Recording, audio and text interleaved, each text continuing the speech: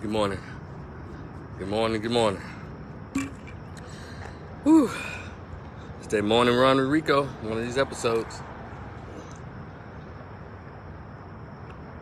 You know, you get a little over 50, you kind of got to help nature out a little bit. Heal a lot.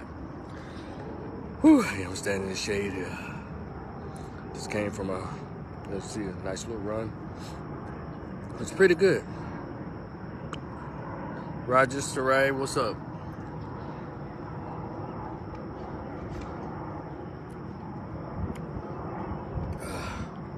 I've had this for a couple of years now, a few years.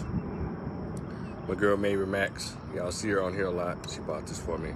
She tells me I need to hydrate when I'm out here, getting this natural vitamin D.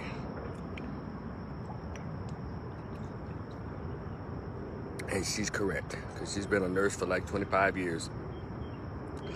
Smarter than most doctors I've run across and most registered nurses. She's a LPN.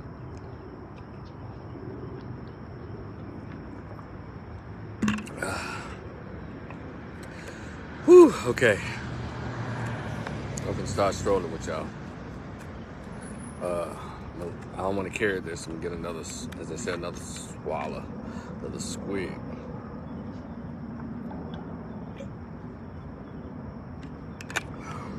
Okay. This right here. Y'all come take a walk with me as I cool off. Whew. Should have brought my shades. All right, I've hinted on this subject. By the way, like, share, and subscribe. Please share this video. To anybody you think needs to hear this message, y'all check out the description box. In the description box, of course, it has my PDF formatted short story, only 50 pages. It's called The Greatest Pain Ever Felt, Conversation with Absent Biological Father Who Never Wanted to Be Found. Should you decide to partake of what I have to say in that short story, please feel free to cash app your boy $10. $ Rico the Opinionist. It's in the description box. And should you decide to do that, please send me an email address so I can email it to you as soon as I receive your payment. Thank you in advance for your support. All right. I know some of you read the title here. I've hinted on this a lot in other videos, but I decided this needs a video by itself. I wanted to be on record. I read an article about this, and I'm going to put my voice to it now. And it just dawned on me after years of growing up in the inner city, you know, as they say in the hood or whatever. Lord, my neighborhood in North Memphis, my hometown, you know, it's one of those black districts.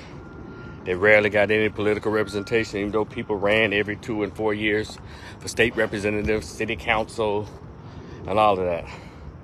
Congress. In these black districts, we don't really get any representation.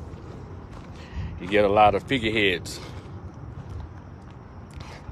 And so it's something that just dawned on me that needs to be said out loud. And that's why you come here. So that's some things that we don't even think about. So that's why I'm here. It may upset some people, but I'll need you to tell me how much it upset you. Let me know when I start lying. Even though this is my opinion, it's based on observation. And when I make the observation, a lot of you are going to start observing what I'm about to say. You know, for years, you know, blacks have been just dedicated to the Democratic Party. I mean, faithfully, over 90%, for at least 60 years, and nobody can really tell what we really gained from just voting straight Democrat for 60 years. You know, and it's really coming to a head this last election, last 2 elections, president and state and local, because nothing really changes. But y'all notice something? When y'all I'm here in Dallas, but even in Dallas, it can be in Dallas, Chicago, all over in these black districts that are low funded, poor schools, crime, drugs, gangs, drug dealers, and all that stuff. You ever notice how there's a heavy push to tell them to vote Democrat, right? Always. And nothing ever changes. But something else that I noticed, per this title, it says, most suburban blacks, they live in Republican districts. They live a nice, safe, clean existence. You know, what I mean by that is, y'all know how you grew up in the hood or you live in these black areas and then you go off to college, you get a college degree, or you open up a business, you start making about at least $50,000 and beyond, six figures. All of a sudden, you move out the hood, right? These people don't move to another black neighborhood. They move to the suburbs. And usually the suburbs are like, 90 to 99% white. You send your little daughter and your little sons to these majority white suburban schools, and you got clean streets, and your trash is picked up, and, you know, everything's so nice. You know, two-story houses, everything's really nice. You got your Walmarts, you have your hospitals and all the medical facilities. You have retail strip malls. You have everything in the suburbs as a black person living in the suburbs, right? But what I learned and what I noticed in my hometown of Memphis, and I know this is true in a lot of these majority black cities where black people move to the suburbs. Y'all know how if you listen to black people who live in the suburbs, they always talk about how they still come to the hood to get their nails done, and the women, or to get this good soul food. You know, they try to still have their 1 foot in, 1 foot out as relates to their so-called blackness and what they like. They don't give up, you know, all of themselves. You know, I guess completely. They still come and go to the juke joint in the hood. You know, they do all that, which is fine. But that's not my issue. Here's my issue with you suburban blacks who are probably guilty of this. I know you are. A lot of you are. That's why I want to warn you. I'm wearing a size 58 shoe, so there's a lot of toes going to be accidentally, unknowingly, or maybe indirectly stepped on. But a lot of y'all blacks who lived in the suburbs, living this beautiful lifestyle, y'all say this, along with other blacks who are supposed to be liberal and Democrat. The Republicans are bad. Trump, mega Trumps, MAGA. You know, they're racist, they the Klan. The Republican don't care nothing about black people. But then y'all the same blacks. Not only do you move to those suburbs, but aren't y'all aware that those, hold on a second. See, when God gets talking, the devil gets busy, you hear me? Most of those white suburbs and those schools y'all kids attended, they are Republican represented. You know how y'all hate Marjorie Taylor Greene, and in Tennessee, Marsha Blackburn, and Texas, Ted Cruz, and all that. A lot of black people live in that district. A lot, Republicans like that. Because isn't it interesting that the Republican districts, they look so good? They don't have a problem with crime that much. It's crime is there. Nothing's perfect or just totally pristine. But y'all know what I'm talking about. Because I even mentioned, where I live, I know it's got Republican city council, Republican chamber of commerce, Republican. And it's nice. But then, in these black areas of Dallas, they're Democrat, right? That in itself should cause alarm. But those same blacks that move out to these suburbs, I guess they don't know that they're representatives who they say they hate and all this, these old mean Republicans. That's their representatives. But then, when it's election time, this is what these weirdo people do.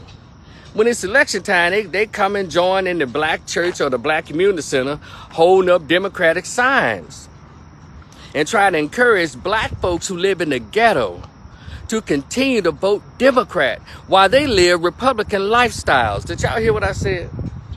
These black suburbanites who grandma still live in the hood, well, they got family there, they come visit, and their church is still in the hood.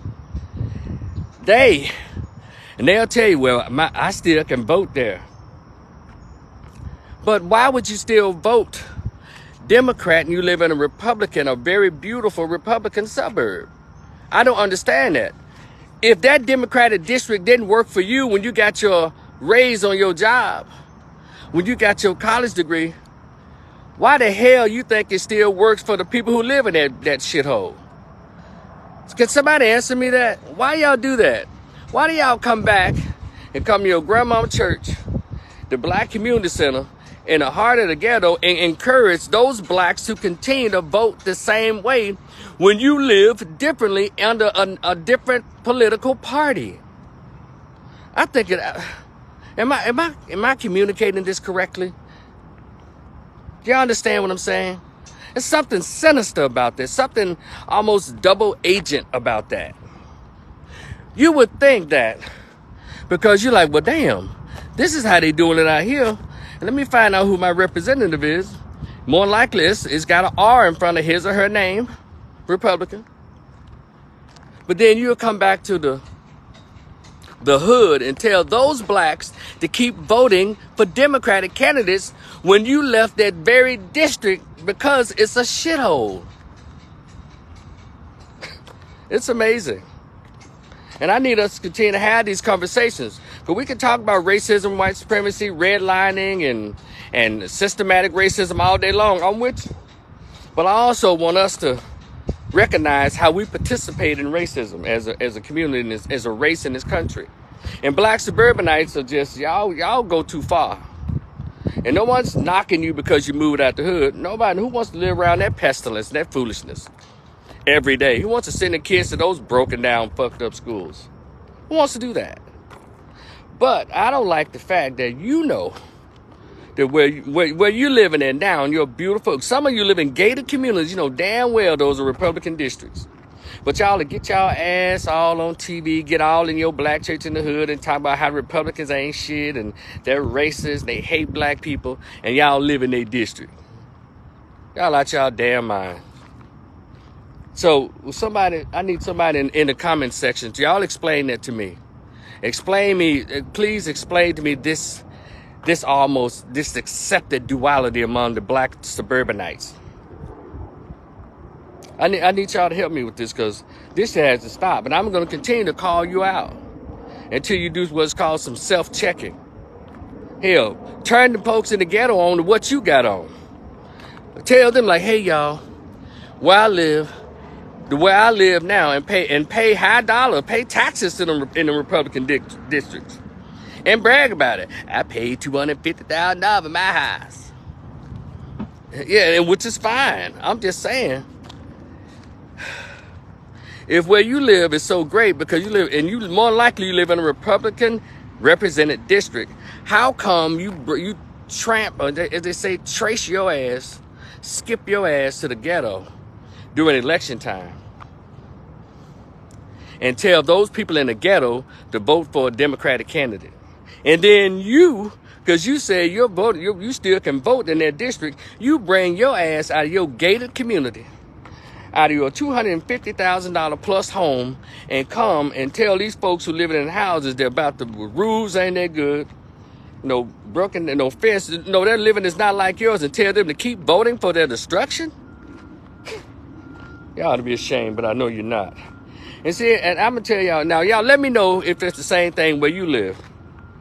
I'm from Memphis, and that's done every year. Let me tell y'all something. Because somebody from Memphis is going to watch this video. And I'm going to get on Memphis real quick. Because that's my hometown. I've been in Dallas for the past 15 and a half years. I'll just say I've been hosted by this wonderful Metroplex. Hosted because my heart, my soul, my spirit, my veins. North Memphis, you hear me? 38108. But I watched this. So let me tell you, let me give y'all, for those of you here in Memphis, in my hometown of Memphis, Tennessee. With all the foolishness going on. Y'all know the suburbs of Memphis and other suburban towns, they're called, you got Bartlett, Arlington, Germantown, Lakeland, Collierville. All of those, for the most part, are Republican represented towns. Because the stuff that goes on in Memphis, the foolishness, the drag racing, and people breaking into stuff all day long and all that, they don't happen out there in those suburban towns. And guess what? A nice portion of black Memphis is splattered through all those suburban towns. And I think it's some parts of unincorporated Cordova. And they'll bring their ass. Let me tell you something. They were the same Negroes. They go to the church in Orange Mound. They got a church in North Memphis. They have a black church they still go to in South Memphis, Mississippi Boulevard, and all that kind of shit. They go to church in the hood. Now, again, I told y'all they live in suburban white towns. And they live in all these suburbs in Memphis. These motherfuckers will come out and campaign from their gated community, from their beautiful suburb. They'll come to Hollywood. They'll come to, I'm just naming neighborhoods for those of you who are not from Memphis. My Memphis folks know what I'm talking about. They'll come to Hollywood Community Center, Dave Wells, over near Scudderfield and New Chicago. Come out to the hood out there. They will campaign for Democratic candidates in South Memphis and Whitehaven. They'll go all throughout the hood and lead a gated community to encourage black people to continue to vote for fucking Democrats. And they don't live nowhere in no Democratic district. So let's say here in Dallas, you got beautiful suburbs like Frisco, the Colony, Little Elm, Allen, Richardson. Well, so you got Grand Prairie, Arlington. You know, these are they're all like mainly Republican represented suburbs. And they look beautiful, especially Frisco, Plano, parts of Garland. I'm naming them all. Louisville. Most of them are Republican districts. These suburbs that black people have fled to sent their kids all to those suburban schools around other, white kids and all that stuff and others. Then they'll bring their ass. Let me tell you something, how stupid these Negroes are. How sinister. Not stupid, but how sinister. Then they'll bring their ass out of Plano, out of Frisco, out of Allen, out of McKinney, and bring their ass to South Dallas and Oak Cliff and Pleasant Grove and get those blacks living those half-assed, functioning black ghettos. Not all Oak Cliff, because there's some gentrified. And tell them to vote for Democrats. They do that. But they still go to the club in South Dallas. They still go to the Cliff Club in Oak Cliff. No, they still do that, but they still live in Louisville and Plano and Allen and Frisco and all of that. I'll tell you this, boy, we be playing each other. And that has to stop. We're going to have to call that out. Y'all stop that, black suburbanites. Y'all cut this shit out. Hold on, my man. Me over here. Who is this? Sarai, let me read your comment here. Let me try to get to some shade where I can actually see, because I'm in this sun. Hold on, I'm going to walk over here real quick. Luke, what's up? Ezel, Luke, what's good? Hold on one second. What are you saying? You're saying Los Angeles is the same situation where black people live in Baldwin Hills. It's nice. It's a nice area to be in. Honest, but it's getting gentrified because people would rather move up north to the valley and or sell their homes. He said, Roger Saray says, they call Baldwin Hills and the Black Beverly Hills. Ray Charles and others lived there. I know about Baldwin Hills. There was let me see. I think Brandy still lives there, but it ain't the same anymore. I know about Baldwin Hills. They had a little TV show on it, like a lot of the black celebrities. It was called Baldwin Hills. It was on BET, I think, for at least a couple of seasons, if it lasted 2 seasons. So I know about Baldwin Hills. Yeah, it's like black folks living in Calabasas and coming down to Compton and telling blacks to vote Democrat. It's the weirdest thing, but California is a heavily Democratic state, though, so all the weird shit going on there. But y'all think y'all get the drift, and I'm not saying everybody, but I have noticed this behavior, and it needs to stop. It needs to stop. because we're sabotaging each other. So you black suburbanites, y'all probably even thought of this, so I'm not going to charge you too hard with this, but just in case some of you have recognized what you've been doing, you live in your gated community around a bunch of white folks and Republican representation, but then you come out with the other side of your face. Republicans ain't shit. Trump ain't shit. Those MAGA hats and all that, but they're the ones who represent your suburban district. And then I remember when the Tea Party was big. The Tea Party candidates, a lot of them came from the very suburbs where black people live. Those same blacks go to the hood and tell the black folks in the hood to vote Democrat. It's the weirdest thing. But anyway, y'all, we're gonna get it together. One thought, one opinion at a time. we're gonna get it together. And especially in my hometown, the way they vote is just ridiculous. You know, if you're black, if you're not Democrat, they don't want to pay you any attention.